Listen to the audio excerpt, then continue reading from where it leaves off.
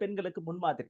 இதெல்லாமே இன்னைக்கு வரங்க பேசுறவங்க வாழ்த்து பெறுபவரும் வாழ்த்து சொல்பவருமே முன்மாதிரி பெண்களாக இருக்கிறார்கள். அந்த வகையில் அனைவரும் இந்த தளத்தின் மூலமாக சந்திப்பதில் பெரும் மகிழ்ச்சி.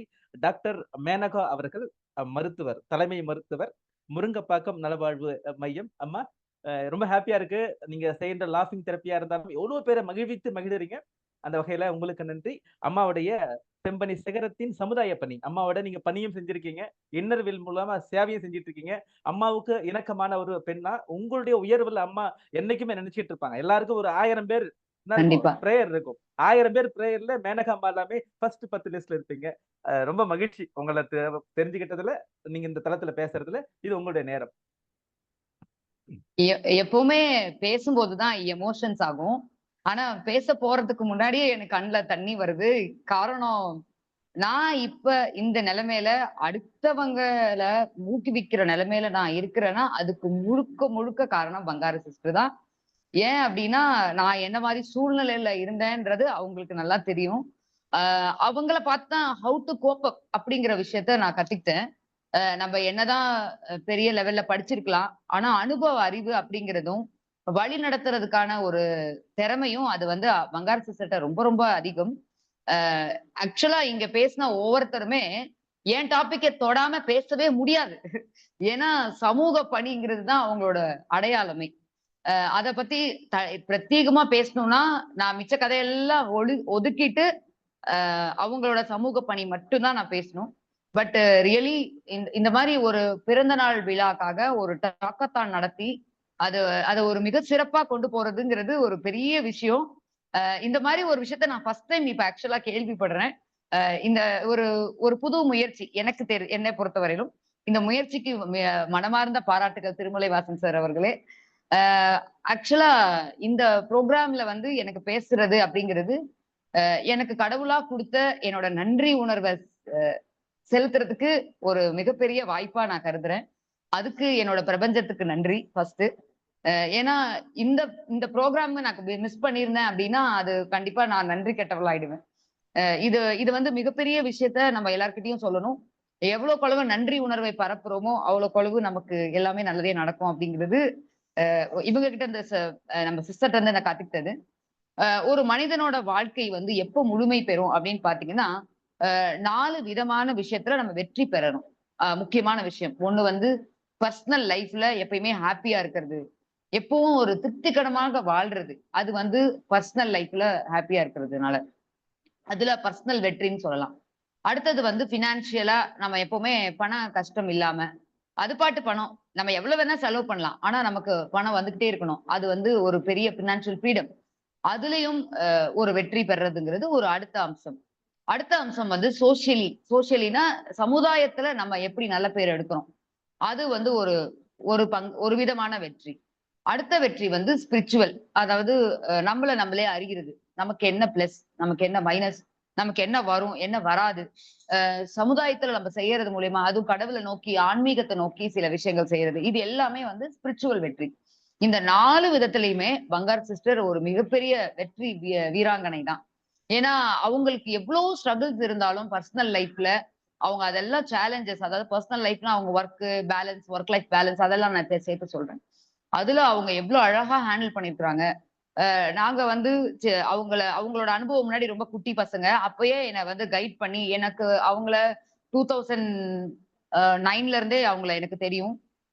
அவங்களோட ரிட்டையர்மெண்ட் ஃபங்க்ஷன் அப்பெல்லாம் வந்து அவங்களுக்கு திரண்ட கூட்டத்தை பார்க்கும்போது அது எவ்வளவு பெரிய வெற்றி அடைஞ்சிருக்காங்கிறத நம்மளால பாத்துக்க முடியும். சோ மிகப்பெரிய வெற்றி வீராங்கனை அப்படிங்கிறது பங்காரு சிஸ்டர். இந்த 4 விதத்துல வாழ்க்கையில வெற்றி அடைஞ்சவங்க அப்படின்னு சொல்றது நம்ம பங்காரு சிஸ்டர்.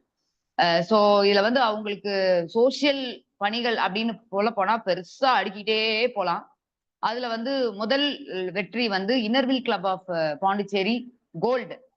எதுக்கு நான் யாருக்கிட்டையாவது போய் ஒர்க் பண்ணணும், யாரோ பேர் எடுத்துக்கணும், என் பேர்ல ஒண்ணு ஆரம்பிக்கிறேன்னு அப்படி கெத்து காட்டுறது வந்து எங்க சிஸ்டர். அந்த மாதிரி அந்த அந்த அந்த நான் ஆக்சுவலா யாரு கேட்டிருந்தாலும் எந்த அமைப்புலயும் நான் சேர்றதே கிடையாது. அது அவங்களுக்கும் தெரியும். ஏன்னா ஒரு அமைப்புல நம்ம வந்து ஒருத்தவங்களா இருந்துடக்கூடாதுன்னு நினைக்கிறேன் நான். ஏன்னா எல்லா அமைப்புலயும் போய் நான் என்னோட சேவை செய்யணும் அப்படின்னு நினைக்கிறதுனால நான் எந்த அமைப்புலயும் நான் சேரல. பங்காரு சிஸ்டருக்கு மட்டும்தான் வேற வழியே இல்லாம, ஏன்னா நோ சொல்ல எனக்கு மனசு வரல, அதனால நான் ஜாயின் பண்ணது. அதுக்கப்புறம் எல்லா ஸ்கூல்ஸ் பசங்களுக்காகட்டும், காலேஜ்க்கு ஹெல்ப் ஆகட்டும், ஃபீஸ் கட்டுறதுக்கு இல்லையா, அவங்களுக்கு காதுல வந்துருச்சுனாலே உடனே எப்படியாவது புரட்டி இல்ல யாருமே காசு குடுக்க மாட்டாங்க. எனக்கு தெரிஞ்சு கிளப்லலாம் அவங்க கலெக்ட் பண்ணிலாம் குடுத்த மாரிலாம் எனக்கு தெரியல. எனக்கு தெரிஞ்ச வரைக்குமே அவங்க 30,00,000க்கு மேல அவங்களோட ஓன் காசு செலவு பண்ணியிருக்கிறாங்க. நெறைய சமூக பணிக்காக. இந்த மனசெல்லாம் யாருக்கு வரும்னு சத்தியமா தெரியல. ஏன்னா, நாளைக்கு என்ன நடக்கும் அப்படிங்கிறது நமக்கு தெரியாது. ஆனா, இப்ப இருக்கும்போது என்னென்னலாம் செய்ய முடியுமோ எல்லாத்தையும் செஞ்சு பாத்துறணும் ஒரு கை அப்படின்றதுல பங்காரு சிஸ்டருக்கு இணை வேற யாருமே கிடையாது. அதே மாரி எனக்கு ஒரு பர்சனலா ஒரு பையன் எனக்கு தெரிஞ்ச பையன். அந்த பையனுக்கு வந்து காது கேட்காது. அவனோட அதான் நான் ஃபர்ஸ்ட் பண்ண ப்ராஜெக்ட் பங்காரு சிஸ்டரோட. ஃபர்ஸ்ட் இன்னர் வில்லேஜ் கிளப்ல ஜாயின் பண்ண உடனே. அந்த பையனுக்கு காது கேட்காது. காரணம் அந்த மிஷின் வாங்குறதுக்கு அவங்ககிட்ட காசு இல்ல. ரொம்ப ஏழை ஃபேமிலி. அப்ப நான் சொன்ன உடனேயே அவங்க ஏற்பாடு பண்ணி, அத காது மிஷின போட்டு, ஃபர்ஸ்ட் அவங்க அம்மாவ அம்மான்னு சொல்லும்போது, அவங்க அம்மா கண்ல இருந்து வந்த கண்ணீரு எனக்கு இன்னமும் ஞாபகம் இருக்கு. அதெல்லாம் வந்து ஒரு மிகப்பெரிய பேரானந்தம். அந்த விஷயத்த வந்து பங்காரு சிஸ்டரால தான் அத நான் கண் கூட பார்த்தேன். அப்பதான் எனக்கு தெரியும். அ நம்ம நம்மளோட சந்தோஷங்கிறது நம்ம அனுபவிக்கிறது எல்லாமே சிற்றின்பம் டைப் ஆஃப் சந்தோஷம் தான். ரியலா பேரானந்தம்னா என்ன அப்படிங்கிறத அன்னைக்கு நான் தெரிஞ்சுக்கிட்டேன். அ அது மட்டும் இல்ல ஸ்கூல்ஸ்ல போயிட்டு மொத்த ஸ்கூல மாத்தி ஸ்மார்ட் கிளாஸா மாத்தி குடுத்தது. அது ஒரு மிகப்பெரிய திருவிழாவா கொண்டாடுனது. அப்ப அந்த பசங்க ஒரு ஏழை பசங்க ஒரு ஸ்கூல்ல அ சாதாரண ட்ரெஸ் போட்டுக்கிட்டு, கிழிஞ்ச ட்ரெஸ் போட்டுட்டு வர பசங்களுக்கு ஒரு யூனிஃபார்ம் வாங்கி குடுத்து, ஐடி கார்டு போட்டு, பேக் போட்டு, அவங்கள ஒரு கான்வென்ட் பசங்க மாரி பார்க்கும்போது அவ்ளோ சந்தோஷமா இருந்துச்சு. அந்த ப்ராஜெக்ட்ல நான் கூட இருந்தேன். அவங்க கூட. அதுக்கப்புறம் ஓல்ட் ஏஜ் ஹோம்லாம் சொல்லவே தேவையில்ல. எப்ப பாரு அங்க தான் இருப்பாங்க. ஆனா இவங்க ஓல்ட் ஏஜா அவங்க ஃபீலே பண்ணதே கிடையாது. அந்த ஓல்ட் ஏஜ்க்கு போனா ஒரே அட்டகாசம் தான் பண்ணிட்டு இருப்போம். அந்த மாரி ஒரு ஹேப்பி பெர்சன். இந்த கண்ணு தெரியாதவங்களுக்கு கிரிக்கெட் போட்டிலாம் நம்ம நெனச்சு கூட பார்க்க முடியாது. அந்த மாரி ஒரு விஷயத்த முன்னெடுத்து, அது ஒரு மிகப்பெரிய வெற்றி ஆக்குனது. இதெல்லாம் ஒரு பெரிய சாதனை. அ அப்புறம் அவர் கணவர் பேர்ல இது எல்லாருமே பேசினது தான். இருந்தாலும் ஒரு ட்ராஃபியே கிட்டத்தட்ட லேக்ஸ் கணக்குல ஆச்சு. அத வந்து அவங்க வாங்கி குடுத்து, ஒருத்தவங்களோட வரலாறு அப்படிங்கிறது என்னன்னா, நம்ம இறந்து போன பிறகும் நம்ம பேர சொல்லணும். அப்படி ஒரு பெண்மணியா, அ இப்பயே வாழ்றாங்கன்னா, அது ஒரு மிகப்பெரிய விஷயம். ஆ அத வந்து அவங்களோட இது பண்ணாங்க. அதே மாரி நெறைய ஸ்போர்ட்ஸ்ல வந்து பசங்க செலக்ட் ஆவாங்க. ஏழை பசங்களா இருப்பாங்க. அவங்களுக்கு ஸ்போர்ட்ஸ் ட்ரெஸ் வாங்க கூட காசு இருக்காது. ஷூ வாங்குறதுக்கு காசு இருக்காது. எல்லாத்தையும் ஸ்பான்சர் பண்ணி, அ அந்த அந்த நிகழ்வெல்லாம் நான் கூட இருந்து பார்த்துருக்கேன். அதெல்லாம் அவ்ளோ ஹேப்பியான மொமெண்ட்ஸ் ஆக்சுவலா. அதெல்லாம் அவங்களோட சமூக பணியில சில இதெல்லாம் முத்தான விஷயங்கள் இதெல்லாம். இது இல்லாம நெறைய மென்டல் ஹெல்த்துக்காகவும், பிசிக்கல் ஹெல்த்துக்காகவும் அவேர்னஸ் மீட்டிங் எப்ப பாரு கீப் ஆன் பிஸி. எப்பவுமே ஏன்னா, ஒரு விழிப்புணர்வு குடுக்கறது வந்து ஒரு சாதாரண விஷயம் இல்ல. மக்கள் தான் பேசுறத கேட்க வைக்கிறதுங்கிறது ஒரு சாதாரண விஷயம் இல்ல. அந்த அளவுக்கு அட்ராக்டிவா அவங்க பேசுவாங்க. அவங்களோட பேச்சு திறமையும் மிக பெருசான விஷயம். ஒரு அரசி ஒரு க ஒரு ஒரு நாட்டோட அரசி வந்து ஒரு அரசிக்கான மனப்பான்மையோட வாழ்றதுங்கிறது நம்ம பங்காரு சிஸ்டர்ட்ட பார்க்கலாம். ஒரு அரசினா என்ன பண்ணுவாங்க? குளம் தூர்வாருவாங்க, கோயில் கட்டுவாங்க, ஸ்கூல் கட்டுவாங்க. அது எல்லாமே இவங்களும் பண்ணியிருக்காங்க. அப்படி பார்த்தீங்கன்னா, நம்ம 20ஆம் நூற்றாண்டுல இருக்கிற ஒரு பேரரசி அப்படின்னு நம்ம சொல்லலாம். இதெல்லாம் சத்தியமா ஐஸ் வச்சு சொல்லவே இல்ல. என்னோட ஆழ் மனசுல இருந்து என்னோட ஃபீலிங்க நான் சொல்றேன். ஏன்னா இந்த மாரி அ ஒரு எக்ஸ்ட்ரார்டினரி திங்கிங், எக்ஸ்ட்ரார்டினரி வொர்க் அதுலயும் முழு இன்வால்வ்டா கிரவுண்ட்ல போய் நிப்பாங்க. டெய்லி போய் நிப்பாங்க. அந்த அவ்ளோ தூரம் இருக்கும். அங்க போய் நிப்பாங்க. அங்க என்ன வேணும்? நெறைய பிரச்சனை வரும். ஒரு சாதாரண விஷயத்த பண்றதுக்கே அவ்ளோ பிரச்சனை இருக்கும். அவ்ளோ பிரச்சனையும் சமாளிச்சு, எல்லாரையும் ராஜா என்ன ராஜா ராஜா அப்படின்னு பேசி சூப்பரா வேலை வாங்குவாங்க. அட்மினிஸ்ட்ரேஷனையும் அவங்க கிட்ட சூப்பரா கத்துக்கலாம். அப்புறம் வந்து அடாலசென்ட் பசங்களுக்காக ரொம்ப கேர் பண்ணுவாங்க. சூரமங்கலத்துல நான் வொர்க் பண்ணும்போது, சூரமங்கலத்தையே தத்தெடுத்து, என்னென்னலாம் பண்ண முடியுமோ அவ்ளோ பண்ணாங்க. கிளீனிங் ஆகட்டும், அப்புறம் வந்து அங்க இருக்கிற ஒவ்வொரு விஷயத்தையும் ஸ் ஸ் அ புனரமைக்கிறது, அதுக்கப்புறம் மரம் நடுறது, அது மாரி நெறைய விஷயம் பண்ணாங்க. எங்களோட மிஷன் வந்து சூரமங்கலம் டூ சிங்கப்பூர் அப்படின்னு வச்சிருந்தோம். எந்த அளவுக்கு அந்த அந்த அதுக்கு எவ்வளவு செலவாகும் தெரியுங்களா? அவ்ளோ செலவையும் அவங்க ஏத்துக்கிட்டு செஞ்சாங்க. அது வந்து ஒரு பெரிய விஷயம். பங்காரு சிஸ்டர்னாலே சூரமங்கலத்துல இருக்கிற எல்லா கிராமத்துக்கும் தெரியும். அதுல இன்னொரு விஷயம் வந்து எனக்கு புடிச்ச விஷயம் வந்து ஃபீமேல் எம்பவர்மென்ட். அ அதாவது ஒரு ஒரு பெண் வந்து அவங்களோட அவங்களோட சுயமா சம்பாதிக்க ஆரம்பிச்சுட்டாங்கன்னா, அவங்க குடும்பத்த, அவங்க குழந்தைய நல்லா பாத்துக்க முடியும். அதனால டெய்லரிங் கோர்ஸ் படிக்கிற பசங்களுக்கு, பியூட்டிஷியன் கோர்ஸ் பசங்களுக்கு, லேடிஸ்க்கு அவங்களுக்கு எல்லாத்துக்கும் ஸ்பான்சர் பண்ணி அவங்களுக்கு ஒரு தொழில் முறைவரை ரெடி பண்ணி கொடுத்தது. இதெல்லாம் வந்து எக்ஸ்ட்ராடினரி ஒர்க்ஸ், சோஷியல் ஒர்க்ஸ்ன்னு சொல்லலாம். அதுக்கப்புறம் அவங்களோட அவார்ட்ஸ் எல்லாம் வந்து நான் படிக்கணும்னா எனக்கு இப்ப மூச்சு முட்ட போகுது. இருந்தாலும் நான் ஒண்ணு கூட விடாம படிக்கணும் அப்படிங்கிறது என்னோட கடமையா நினைக்கிறேன்.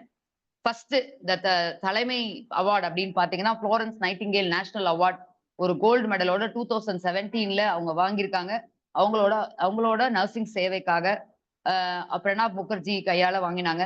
கம்யூனிட்டி கண்ட்ரிபியூஷன் அவார்ட் எக்ஸலன்ஸ் 2019ல அதுதான் முக்கியமான அவார்டு. அடுத்தது துபாயில வாங்கினது.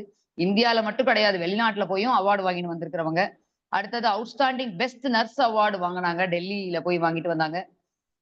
அதுக்கப்புறம் சிகரம் தொட்ட மகளிர் அப்படின்னு சொல்லிட்டு 2019ல வாங்கினாங்க. புதுவை சக்தி அவார்டு 2017ல வாங்கினாங்க. செம்பனி சிகரம் அப்படின்னு சொல்லிட்டு வாங்கினாங்க. பெஸ்ட் சோசியல் சர்வீஸ் அவார்டு வாங்கியிருக்காங்க. அவுட்ஸ்டாண்டிங் சோசியல் ஒர்க்கர் அவார்டு வாங்கியிருக்காங்க. அதாவது எனக்கு சோசியல் சமூக பணியை பத்தி பேசும்போது இதெல்லாம் நான் விட்டுட்டேன்னா அது தப்பா போயிடும். அடுத்தது மெர்குரி சேனல் அவார்டு வாங்கியிருக்காங்க. மதர் தெரசா அவார்டு வாங்கியிருக்காங்க. தன்னிகரற்ற தமிழன் அவார்டு வாங்கியிருக்காங்க. அப்போ ஒரு சிறப்பு என்னையும் சேர்த்துக்கிட்டாங்க அதுல. பெஸ்ட் அவுட்ஸ்டாண்டிங் நர்ஸ் வாங்கினாங்க கர்மா கல்ச்சுரல்ஸ் மூலியமா. டெடிகேட்டட் நர்ஸ் அவார்டு வாங்கியிருக்காங்க. கோப்பெருஞ்சோழன் பிசிராந்தையார் அவார்டு வாங்கியிருக்காங்க. டெடிகேட்டட் கண்ட்ரிபியூஷன் ஃபார் கோவிட், அது வந்து சாதாரண விஷயம் இல்ல. இவங்களே வந்து vulnerable people but still she is working in that, அதுக்காக அவார்டு வாங்கியிருக்காங்க. Award for excellence in service அதுல இன்னர்வில் கிளப்ல 298 அதுல வாங்கியிருக்காங்க. பெஸ்ட் அவுட்ஸ்டாண்டிங் பிரசிடென்ட் அவார்டு வாங்கியிருக்காங்க. நன்கொடை நாயகன் விருது, இது வந்து இவங்களுக்கு கொடுக்கலன்னா வேற யார் கொடுக்க போறாங்கன்னு எனக்கு தெரியல. அந்த மாதிரி ஒரு அவார்டு வாங்கியிருக்காங்க. Initiative excellent leadership multi talented award. கண்டிப்பா இவங்க வந்து மல்டி டேலண்டட். டான்ஸ் ஆகட்டும், பாட்டாகட்டும், அடிச்சுக்க முடியாது. இவங்க கூட என்னாலே ஆட முடியாது sometimes. Vocational excellence award Inner Wheel Club ஈவ்ஸ்ல வாங்கியிருக்காங்க. அதுக்கப்புறம் பெஸ்ட் பிரசிடென்ட் அவார்டு வாங்கியிருக்காங்க. அவுட்ஸ்டாண்டிங் சர்வீஸ் அவார்டு 2020ல வாங்கியிருக்காங்க. 2025 லேட்டஸ்ட் அவார்டு வந்து லைஃப் டைம் அச்சீவ்மெண்ட் அவார்டு வாங்கியிருக்காங்க. இதெல்லாம் நான் படிக்கலைன்னா நான் சமூக பணியை பத்தி பேசுறதே வேஸ்டா போயிடும். அதனால நான் கொஞ்சம் டைம் எடுத்து பேச வேண்டியதாயிடுச்சு.